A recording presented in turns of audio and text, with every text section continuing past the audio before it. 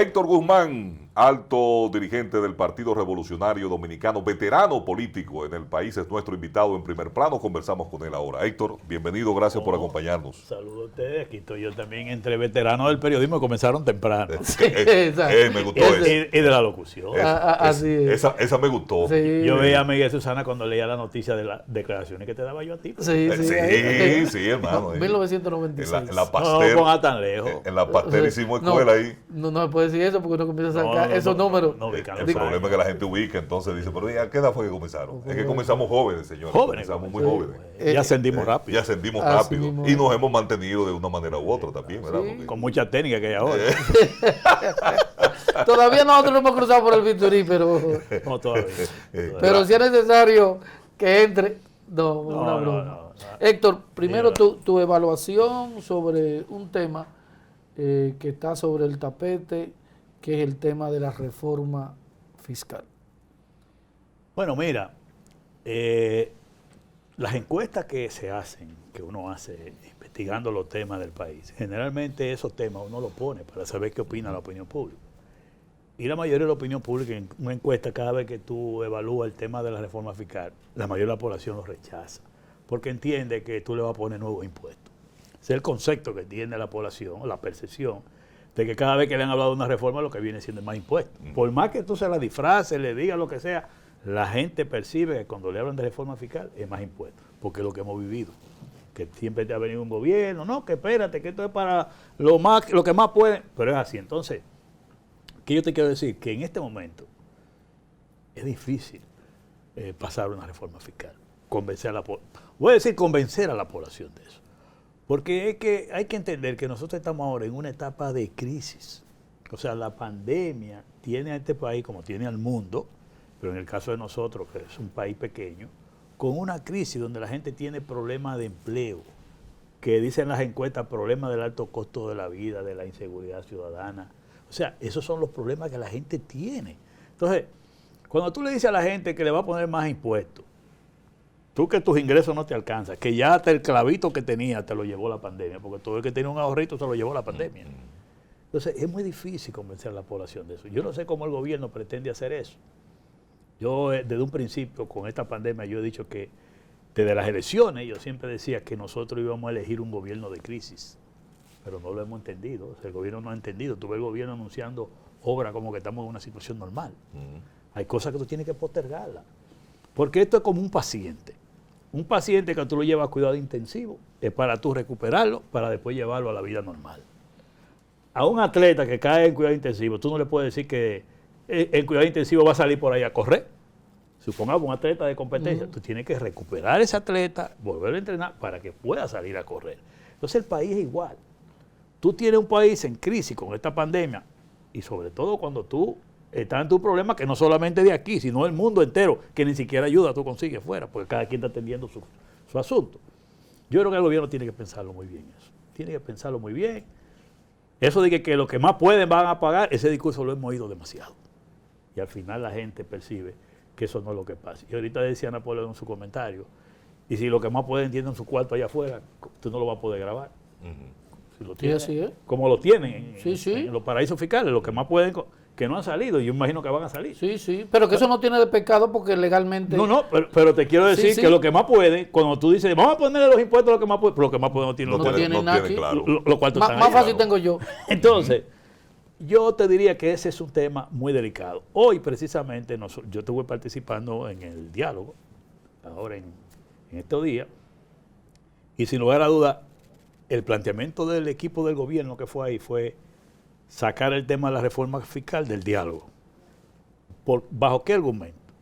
Ellos dicen que primero necesitan como que esos temas es un tema que habrá que hacerlo más rápido que los temas normales en un diálogo que se lleva mucho tiempo y no se sabe cuándo termina para llegar a conclusiones. Eso fue un argumento, lo que parece indicar que ellos están apresurados en ese tema. Y lo segundo que argumentan es que el presidente lo va a hacer de comunicación con todos los sectores. Es decir, que le va a ir directamente a explicar a los partidos y a los sectores sociales y económicos la necesidad de esa reforma. Vamos a esperar, pero es un tema delicado. ¿Cargaría con el conocimiento que tienes tú y evidentemente esa vida política, ese andar político, la clase política cargaría sobre todo la oposición con este peso tan... Es muy difícil que un partido de oposición vaya a apoyar medidas que afecten la condición de vida de la población. Es muy difícil. En ninguna parte. De ningún país del mundo tú vas a encontrar eso. Aquí hemos pensado, cuando se pone a analizar que una reforma fiscal, las mismas autoridades te dicen a ti, aquí la evasión del ITEVI es alarmante. ¿Por qué no mejoramos eso? La evasión del impuesto sobre la renta es alarmante también, porque están las estadísticas ahí. Entonces tú te pones a ver ese tipo de cosas. Prefieres ir a tocarte impuestos y no tocarte la eficiencia, vamos a decir, de los impuestos que tenemos. Son cosas delicadas y yo creo que ningún partido de oposición va a cargar. Nosotros, por ejemplo, desde el PRD, hemos fijado una posición de que nosotros vamos a apoyar lo que beneficia al pueblo. Lo que lo perjudique, no lo vamos a apoyar. Entonces, es una situación delicada. Ahora, el tiempo también.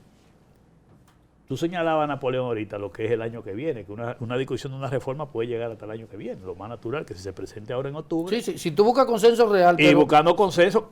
Pero si es para aplicarla para el presupuesto del 2022, eso no es posible. Tiene que aprobarse el mes que viene. Pero y nadie la va a sancochar, porque se irá a sancocharla ya, porque diciembre tú no lo puedes contar. Entonces, ¿qué sucede? Que el año que viene ya comienza un año político prácticamente. Mira, el PRM, que es el partido de gobierno, tiene que hacer un proceso de elección de su dirección de autoridades, que le corresponde de abril para allá. Y de adecuación de los reglamentos para permitir la reelección Todo, y desde que un partido se mete en un proceso interno, que tiene que meterse, los otros partidos van a entrar también, y ya comienzan a perfilarse candidatos y ese tipo de cosas. O sea, ya cualquiera que va a tomar una decisión piensa en el costo político. Eso es lo que yo quiero decir. Cuando los partidos comienzan a posicionarse, ya en el año que viene, porque el 23 hay que coger los candidatos. En el 23, prácticamente a principios del 23, tienen que estar definidas las alianzas con quién se van a hacer y perfilados los candidatos a todos los niveles. O sea, el 22 arranca el posicionamiento de candidaturas y partidos. Y a principios del 23 ya comienza la gente a buscar con quién tú te vas a aliar, porque a mediados del 23 tienes tú que escoger todos los candidatos, de acuerdo a la ley electoral y del partido que tenemos.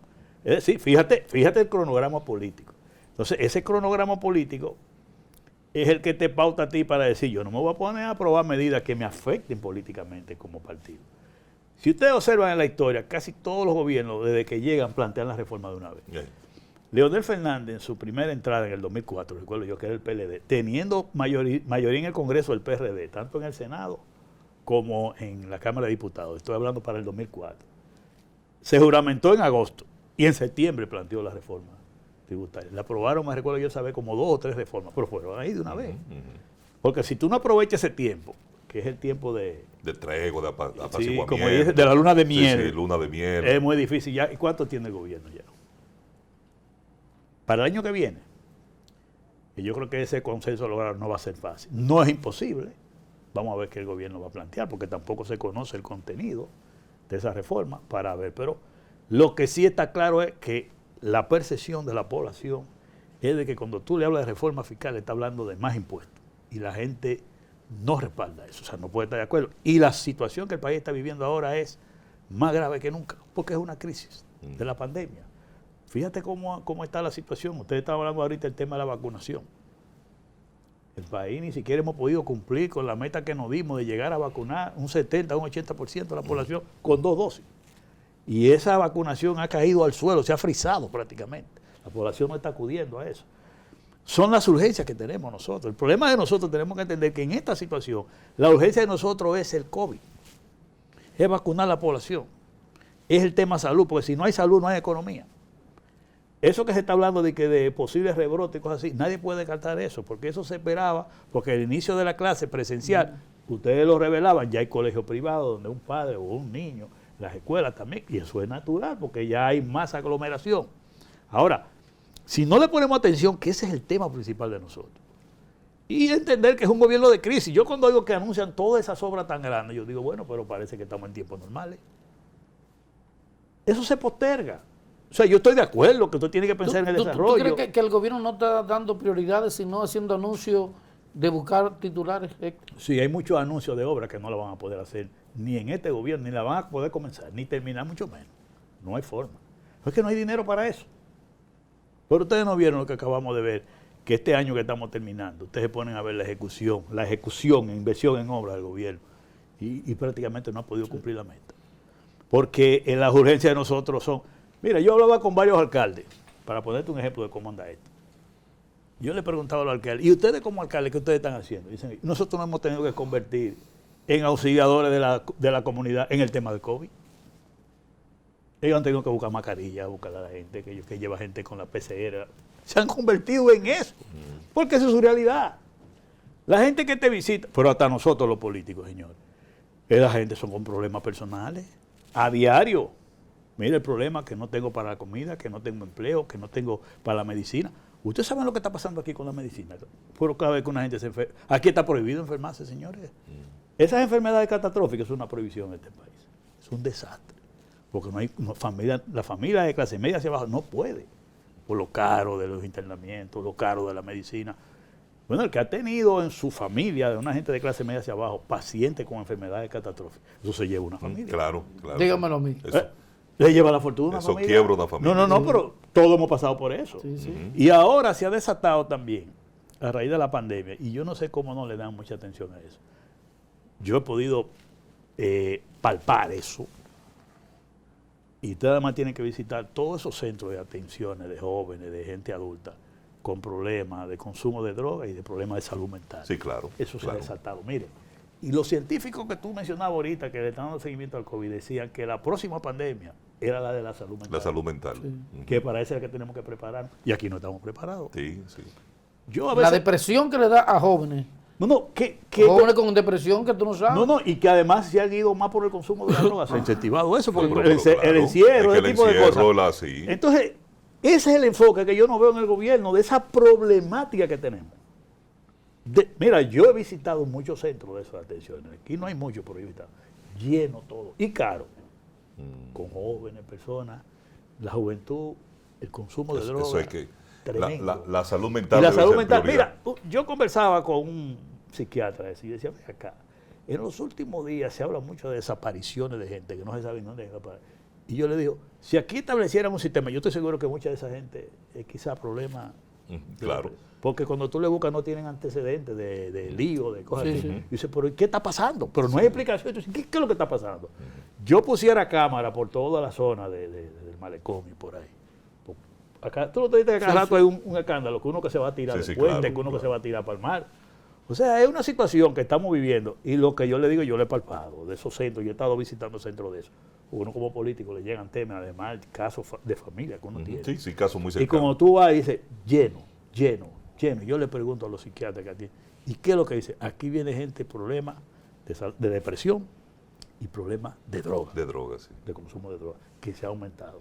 ¿Y quién le está poniendo atención a eso? Y tú sabes lo que cuesta eso. Pero además yo digo, y es el que puede llevar gente a los centros.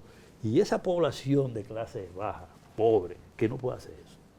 Bueno, es ¿Quién una la quiere? situación bien. Entonces yo creo que, como te digo, Napoleón, cuando yo oigo todos esos anuncios de obra, yo fui a una reunión del partido en San Cristóbal los otros días y le preguntaba a los compañeros, el presidente vino aquí en noviembre del año pasado y ofreció con más de 2.000 millones de pesos en obra. Y yo le pregunté, porque fue en estos días, va a ser casi un año. Sí, el presidente volvió una segunda vez. Y yo le preguntaba, ¿qué se hizo aquí?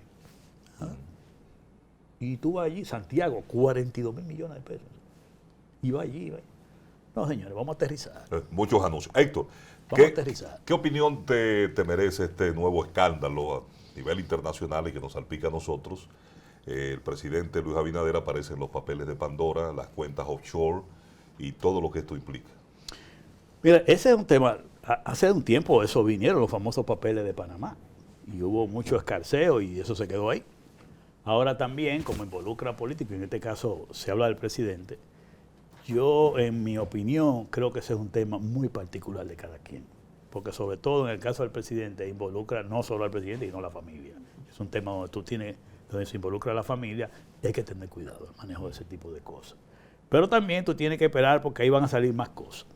Nosotros hemos preferido esperar a que se desarrollen los acontecimientos y manejarlo con cuidado, porque no nos vamos a prestar a opiniones precipitadas y aceleradas. Y a satanizar el Sí, tema. yo pienso que quizá el presidente cometió un error de no dar a él la cara de una vez, porque tú sabes, en lo que manejamos política, sobre todo estrategia, cuando son asuntos que tocan directamente a una figura, cuando tú pones otro a hablar, tú ves que tú sales y explica el vocero, después explica la primera dama, después explica el otro, y al final... Entonces un espacio pagado. Ajá, y al final la gente lo que está esperando es la opinión tuya. Correcto. Pero ya tú has dado tiempo a muchísima especulación.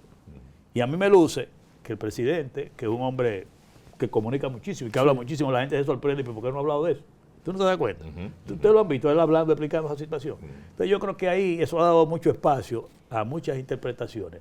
Nosotros de nuestro partido, yo me reuní con el presidente del PRD, Miguel Vargas Maldonado, y yo le pregunté sobre este tema, y porque cuando uno trabaja con un líder, lo tiene que decirle, dime cuál es tu situación. Sí, claro. ¿Usted me entiende? Sí, sí. Me dice, mira, vamos a poner la cosa clara. Sí. Y es un empresario también. ¿Verdad? Entonces yo le pregunté, le comunico que él me dijo, mira, yo soy un hombre que he creído en mi país. Mis empresas, mis inversiones están aquí y yo he pagado todos mis impuestos religiosamente y estoy al día con mis impuestos. Esa es la opinión de él. Ahora, cada quien tiene que emitir su opinión, porque yo creo que ahí deben aparecer mucho más gente. Sí, no se han dicho. Hay mucho más gente. Yo quisiera ver, porque aquí hablamos mucho de los políticos, yo quiero ver los empresarios también. Porque a los políticos nos critican mucho. Sí. Pero No, solamente mencionan a los 3 o 4 políticos, sí. pero los dueños de empresas grandes no se mencionan. No, y tú estás hablando ahí como de 12 millones de documentos, señor. Claro.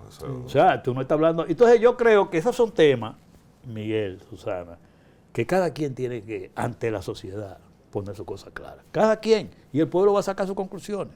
No, este es un pueblo inteligente en esos aspectos. Tú le puedes venir con toda la teoría económica que tú lo quieras. Y la gente entiende. O sea, tiene su conclusión. A veces yo veo unos economistas hablando que no lo entiende nadie. Y ellos creen que están hablando... No. La población quiere que usted le diga otra cosa. No es eso.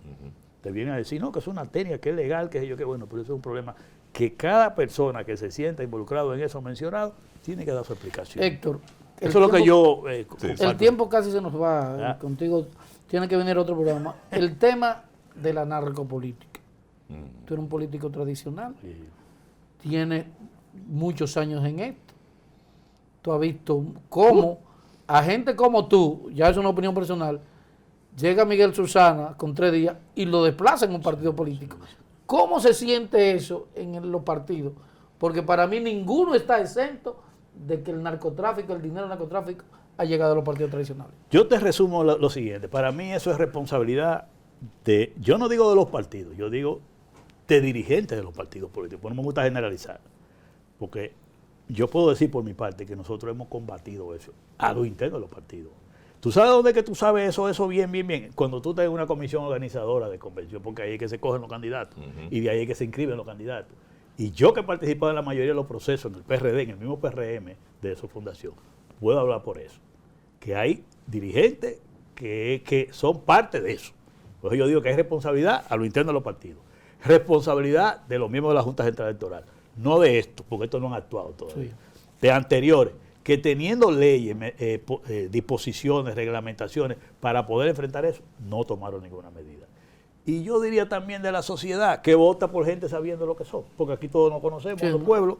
¿O pues tú te crees que una gente que no tenía nadie aparece millonario a la noche a la mañana? El pueblo no sabe. En Monteplata, que tú no se conoce. Claro. No es Monteplata. Mire, y yo te voy a poner de ejemplo. Nosotros, siendo Atoy de Can presidente del PRD en el 2002, que fue un proceso electoral para cargos electivos, nosotros manejábamos la comisión organizadora con él.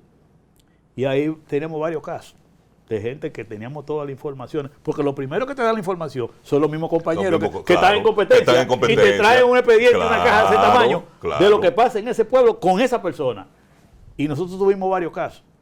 Por cierto, a mí me tocó tratar los casos y cuando nos trajeron los temas y trajeron la persona, nosotros le dijimos, usted no puede ser candidato. ¿Cómo? Y decía, ¿y quién se lo va a decir? Nosotros lo vamos a decir. Usted no puede ser. ¿Y por qué? No puede ser. ¿Y qué buscábamos? Bueno, le decíamos a la Secretaría Electoral, búscame ahí qué tiempo tiene él de militancia en el partido. En ese momento usted tenía que tener 5 años para aspirar diputado, para aspirar alcalde, 10 años para aspirar presidente. Y usted no tiene el tiempo. Los mecanismos. Sí, sí. Tú sabes que esa es una de las decisiones que ahora el Tribunal Constitucional tomó y que la sociedad civil apoyó, que también es parte de esta vagabundería. En estas elecciones le dieron campo abierto. Eso te iba a decir. ¿Sabes por qué? Porque eliminaron el artículo de la ley del partido que establecía que tú tenías que tener un tiempo mínimo en un partido para poder ser candidato. Y con ese populismo de los derechos, eliminaron eso y yo me recuerdo que yo me opuse a eso y yo dije, y el derecho de que nos fajamos a organizar un partido, a trabajar política, para después que venga un tipo lleno de cuartos 2 días antes puede ser candidato. Oye, el derecho de nosotros, ¿quién nos lo defiende? El derecho del que aspira y el de nosotros. Porque entonces, ¿qué sentido tú tienes que tú en un partido te pongas a trabajar para organizar un partido, para hacerlo fuerte? Hacer carrera si cualquiera puede ser candidato con un día. Y desplazarte a ti. ¿Tú entiendes? O sea, yo me paso 4 años organizando mi partido después de elecciones y tú te lo pasas haciendo cuarto. Entonces tú vienes. Ilícito. Exacto. ¿Tú me entiendes? Entonces viene y me aplasta. Bueno. Entonces, ese tema, yo lo digo, responsabilidad, los miembros de la Junta, la misma sociedad civil, los partidos, internamente los dirigentes. Eso es compartido. Eso es compartido. Yo creo que vamos a tener que invitar Claro, a para que esté con nosotros. En aquí. 2 semanas ya está aquí. Sí, porque, óyeme. Y mira, a mí me satisface que te esté maten el tapete. Porque nosotros hemos sido víctimas de gente. Porque nosotros llamamos dinero ilícito, tanto de corrupción como de negocios raros, como de narcotráfico. Claro. Bueno, Héctor, gracias. Gracias a ustedes. A ustedes también gracias por acompañarnos en Primer Plano. Mañana nos encontramos nuevamente aquí.